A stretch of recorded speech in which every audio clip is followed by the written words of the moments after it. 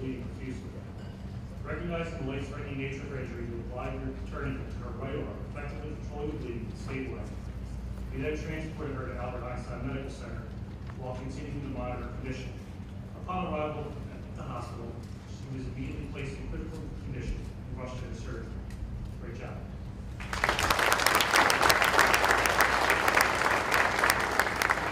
From the 39th Police District, Corporal Erica Graham and Police Officer Kyle Tavello. On February 14, 2025, you were assigned the Eagle Super Bowl parade detail, and you flagged down outside of Broad Street Diner in reference to a female who had collapsed inside.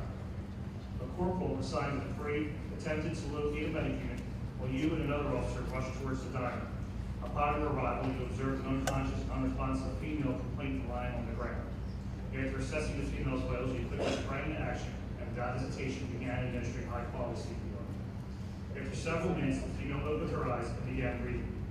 You moved her to the rescue position, at which time she ceased breathing and a pulse could no longer be felt. You again started high-quality CPR while waiting for medics to arrive. When medics finally arrived, after being delayed by the overwhelming crowd size and numerous street closures, they placed an AED on the female and several shots were administered. After some time, the medics were able to stabilize the female and have her transported to the hospital. In total, you and other officers performed high-quality CPR for 16 minutes. The attending physician stated that the female's life was saved by the timely and effective actions by you and the other officers. Outstanding job.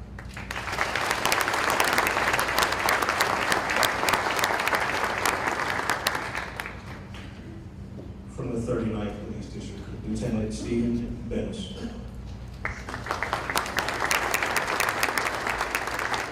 On November 5th, 2024, while you were off duty and leaving your home for work, you observed your neighbor standing in the middle of the road, holding a phone and appearing visibly distraught.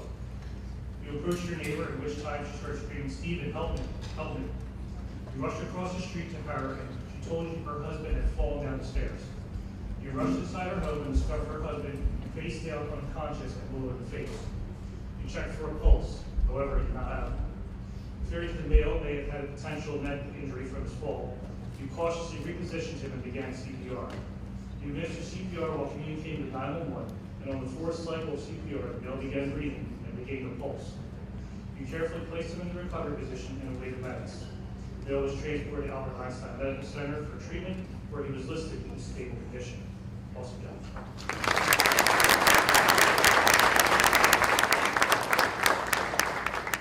From the 15th Police District, Police Officer Jennifer Mullen and Police Officer Brandon Bahadur. On February 12, 2024, you and your partner responded to 6101 Tacony Street for a report of an industrial accident involving a male who was trapped in a paper roller equipment. Once on location, you observed the male trapped inside a large paper roller with his right arm stuck in between the roller. Copious amounts of blood is coming from his arm.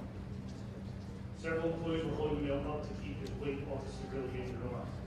After several minutes, the male was successfully removed from one of the rollers. At that time, you and your partner assessed the injury and immediately recognized it to be an arterial injury. You both applied a tourniquet to the male's injured arm to slow down the bleeding. Medics transported the male to the hospital and placed him in critical but stable condition.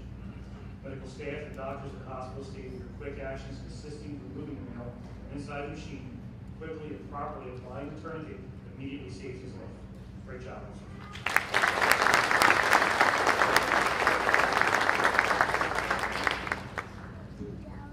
From the 16th Police District, Police Officer Ryan Berry.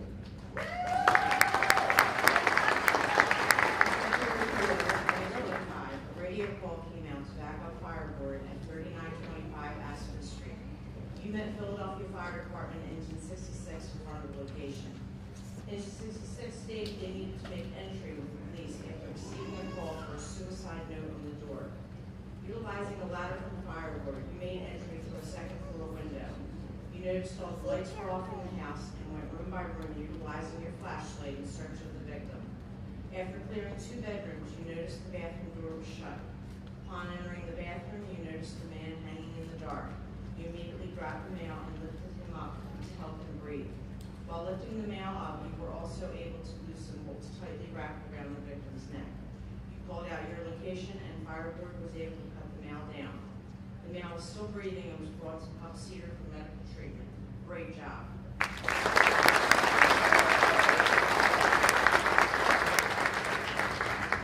From the 18th Police District, Police Officer Kevin Tillman. January 7th, 2025, you and your partner responded to a radio call for a local person's trapped at 4247 Locust Street. When you both arrived on location, you observed a fire coming from inside an apartment on the 6th floor.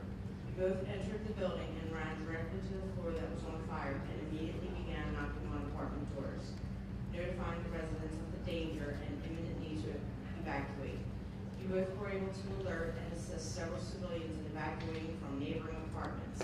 When fire board arrived on the scene, they made entry inside of the engulfed apartment with your partner assisting them in helping remove an injured female while you secured an elevator to expedite the rescue. Due to the fully engulfed apartment, fire board did not have the manpower to evacuate the female, so you and your partner carried the victim from the fire floor throughout the large apartment complex. You both were able to quickly and effectively evacuate the victim and get her necessary medical attention, as well as evacuating other civilians. You both were able to assist fire board while securing the scene so they could safely and effectively operate. Medics transport the female to the hospital for significant burns and smoke inhalation and placed her in critical condition. Awesome job.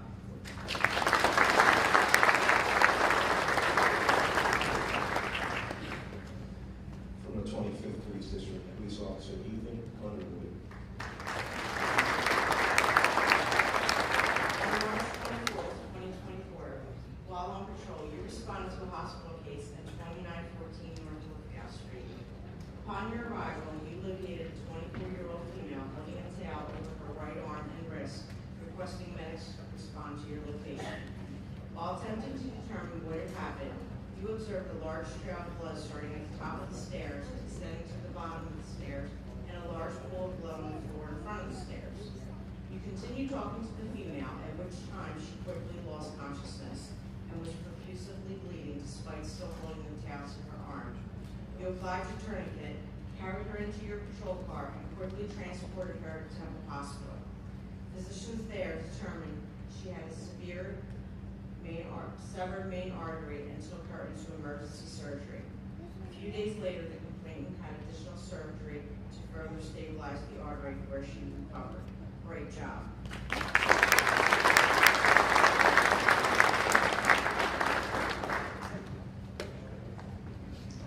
From the East Patrol Division, Inspector Anthony Luca.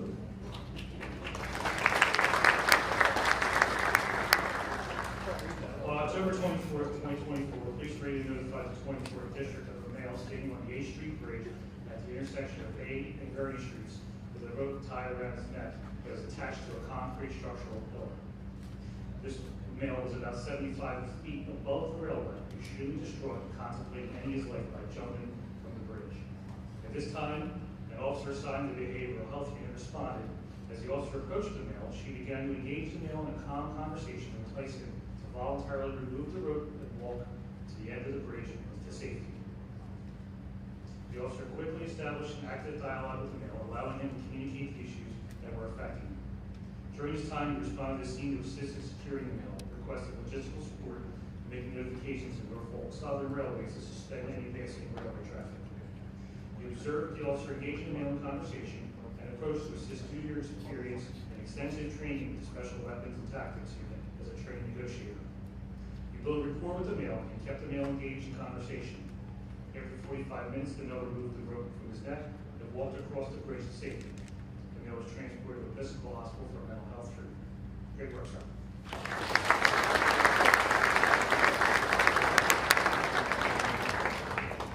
From the Traffic Unit, Police Officer Dennis Smith. On September 12th, 2024, while working construction detail on 2600 Penrose Avenue, an SUV suddenly pulled up to you and the operator called out that his pregnant wife was unconscious and needed help. You immediately notified police radio with medical emergency and exited the patrol vehicle to assess the situation.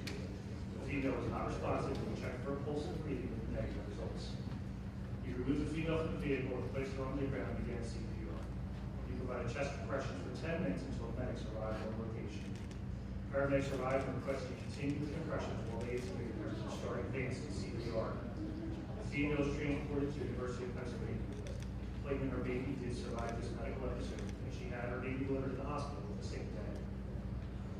Attending physicians at the hospital stated your initiation of first responder care, including CPR, was absolutely instrumental in complaining that her baby survived. I'll stay the job.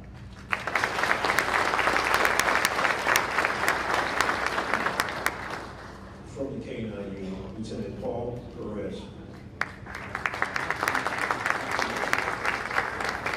On March 31st of 2024, while on duty, you responded to an unconscious male in S lot at Citizens Bank Park. You located the male who was unconscious and hunched over in a chair with a faint pulse. With the assistance of an off-duty York Fair police officer and off-duty Millville fireman, you placed the male on the ground. Upon returning from retrieving CPR mask, you noticed the male was not breathing. You immediately gave 2 rescue breaths and began CPR, rotating out chest compressions with the off-duty police officer. Philly security staff provided with an AED, at which time the off-duty firefighter placed the AED on the chest and gave 2 shots. You provided 9 minutes of CPR until medics arrived on location. The plane was transported to Jefferson Hospital where he was admitted. Great job.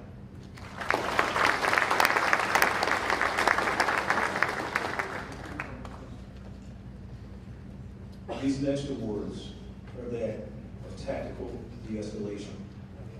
These are awarded to sworn and civilian personnel who utilize exceptional tactical skill and verbal approaches and techniques to de-escalate any deadly force situation, resulting in the saving or the sustaining of a human life. From the 14th Police District, Police Officer Christopher Panarello. On February 7th, 2025, you and your partner responded to 5906 McCollum Street for a radio call for a person with a weapon.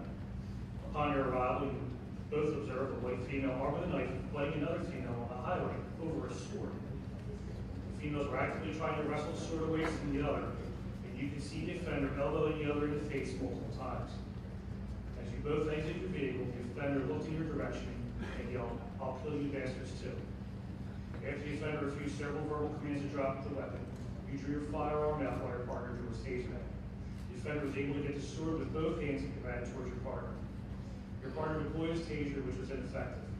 The other female held the offender back, at which time your partner deployed his taser again, causing her to drop the sword as she fell to the ground. You then ran up to the offender and kicked the sword away. You and your partner then placed the offender into custody after she was actively resisting. Once a wagon was on location, the female was transported to the hospital for psychiatric treatment. Great job.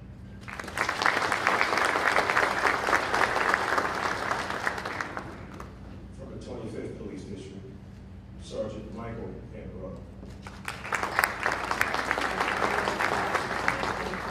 Responded to a radio call for a person with a weapon at 2547 North Front Street for a possible suicidal female. You had just left this location prior to this call in reference to bail enforcement officers who were attempting to secure a wanted person.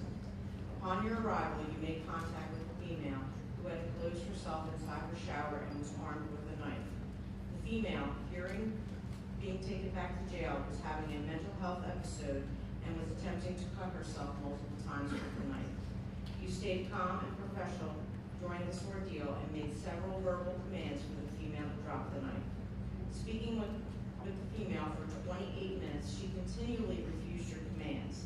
Eventually, the female took the knife and made multiple stabbing strikes to her body and attempted to cut her left wrist. It was at this time that you took immediate action, opening the shower door and using control holds to remove the female from the shower and disarming her. The female was treated by medics on location before being transported to the hospital for a 302 committal. Great job.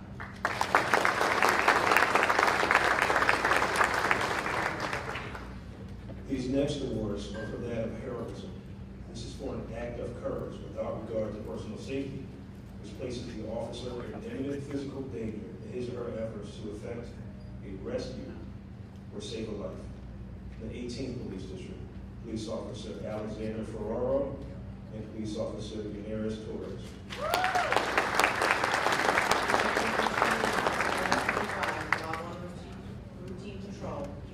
partner observed large fumes of smoke coming out of multiple homes on the 100 block of South 57th Street. You both took immediate action and entered one of the homes that was on fire. You immediately went over police radio and asked for backup. While searching the home, you located a woman and escorted her out of the house to safety.